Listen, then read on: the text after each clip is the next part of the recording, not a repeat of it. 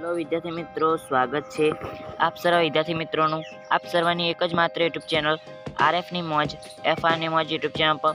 મિત્રો ચેનલ પર પહેલાં પધાર્યા તો શું કરવાનું, ચેનલને સબસ્ક્રાઈબ કરી દેજો. તો ચાલો મિત્રો શરૂ કરીએ ધોરણ 10નું વિજ્ઞાન પ્રશ્નપત્ર 2 વિભાગ એ.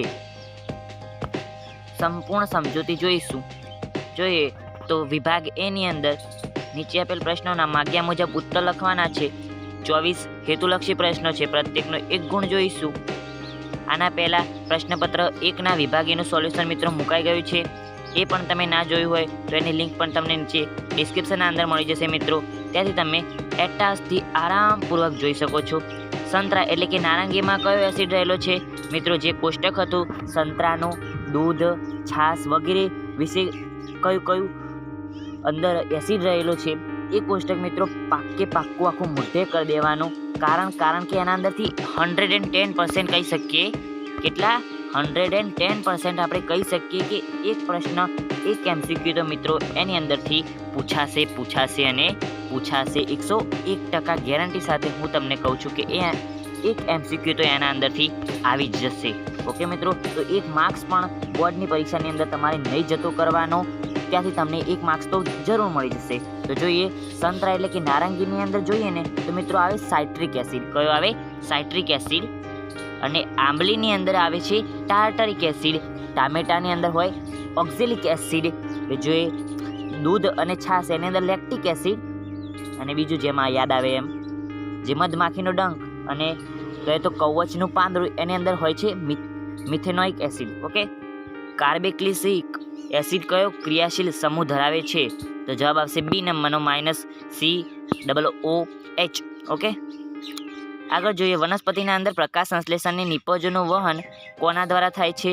તો ચાલની નલિકા અને સાથી કોષ દ્વારા મિત્રો વનસ્પતિની અંદર પ્રકાશ સંશ્લેષણની નિપજોનું વહન જોવા મળે છે. આગળ જોઈએ મિત્રો, આગળ છે પ્રશ્ન નંબર આપણો 4. વિદ્યુત ફ્યુઝ ખાલી જગ્યા સિદ્ધાંત પર કાર્ય કરે છે. તો મિત્રો વિદ્યુત ફ્યુઝ એ આપણે ભણ્યા હતા 11મા ચેપ્ટરની અંદર. કયા ચેપ્ટરની અંદર? 11મા ચેપ્ટરની અંદર ભણી ગયા છીએ કે વિદ્યુત ફ્યુઝ એ વિદ્યુત પ્રવાહની તાપીય અસર પર કાર્ય કરે છે.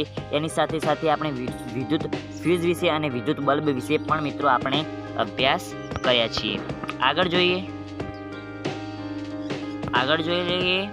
આગળ છે 5મો પ્રશ્ન કે એક બિંદુ વસ્તુની અંદરથી છૂટેલો કિરણો પૈકી એક કિરણ અંતર્ગોળ અરીસાના મુખ્ય અક્ષને સમાંતર તે ધ્યાનમાં લો. સમાંતર છે. ઓકે, પરાવર્તિત કિરણને દોરવા માટે જરૂરી બિંદુઓમાંથી એક એવું આકૃતિમાં આપેલું બિંદુ પસંદ કરો કે જેમાંથી પરાવર્તિત કિરણ પસાર થાય. તો મિત્રો મેં અહીંયા આકૃતિ દોરી નથી, ડાયરેક્ટ તમને જવાબ કીધો. તમારી પાસે જો ગાલા અસાઇનમેન્ટ બુક હોય તો એની અંદરથી તમે આકૃતિ મિત્રો જોઈ લો છો. માફ કરજો, કારણ કે આકૃતિ દોરવા માટે કહીએ ને કે ટાઈમ પણ ના મળે અને થોડી જગ્યાનો પણ અભાવ કહી શકાય. ઓકે, આગળ જોઈ લઈએ સામાન્ય આંખ માટે સ્પષ્ટ દ્રષ્ટિનું લઘુત્તમ અંતર નજીક બિંદુ. લઘુત્તમ અંતર એટલે જ નજીક બિંદુ, એવું નહીં કહેતા કે લઘુત્તમ અંતર અને નજીક બિંદુ અલગ અલગ. ના રે ના, આંખથી ખાલી જગ્યા અંતરે હોય તો મિત્રો આંખથી 25 સેન્ટીમીટર અંતરે લઘુત્તમ અંતર હોય છે અને ગુરુત્તમ અંતર મિત્રો આવશે અનંત અંતરે.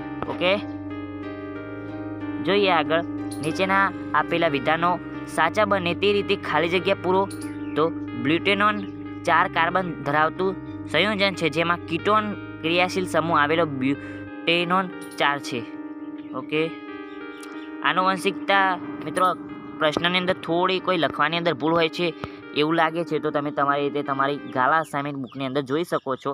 આનુવંશિકતાના અભ્યાસ માટે વ્યવસ્થિત પ્રયોગ સૌ પ્રથમ મેન્ડલ નામના વૈજ્ઞાનિકે મિત્રો કર્યા હતા.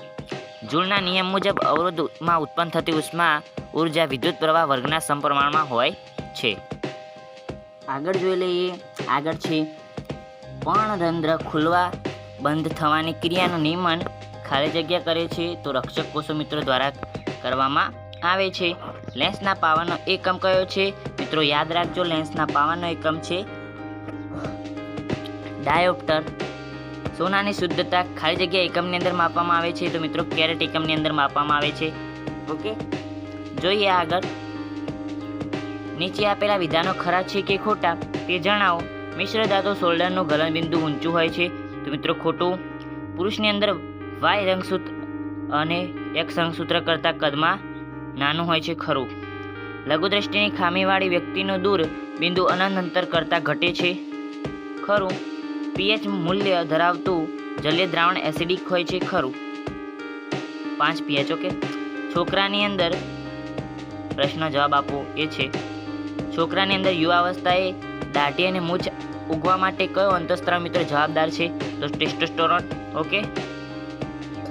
આના કારણે જ તમારા અંદર છોકરાઓની વાત છે કે આ ટેસ્ટોસ્ટેરોનના કારણે જ કેટલીક બધી વિકૃતિઓ આવતી હોય છે તમારાની અંદર. ઓકે. અભ્યાસ માટે વ્યવસ્થિત પ્રયોગો સૌપ્રથમ કયા વૈજ્ઞાનિકે કર્યા હતા? અભ્યાસ માટે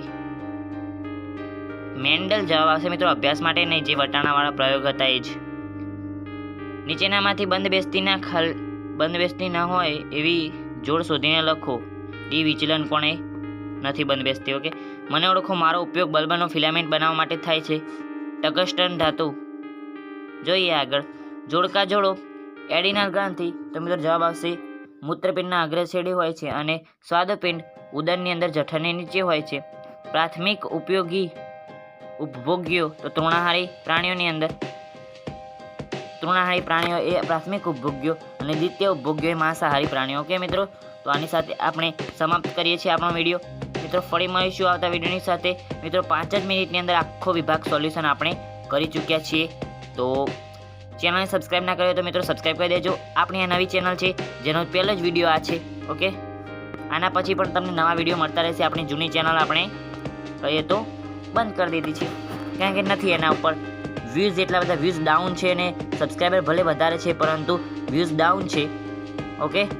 તો તમે એ ચેનલ ઉપરથી આવ્યા હોય તો કંઈ વાંધો નહીં, આ ચેનલને પણ સબસ્ક્રાઈબ કરી દેજો. એ ચેનલ ઉપર હવે વિડીયો આવવાના નથી.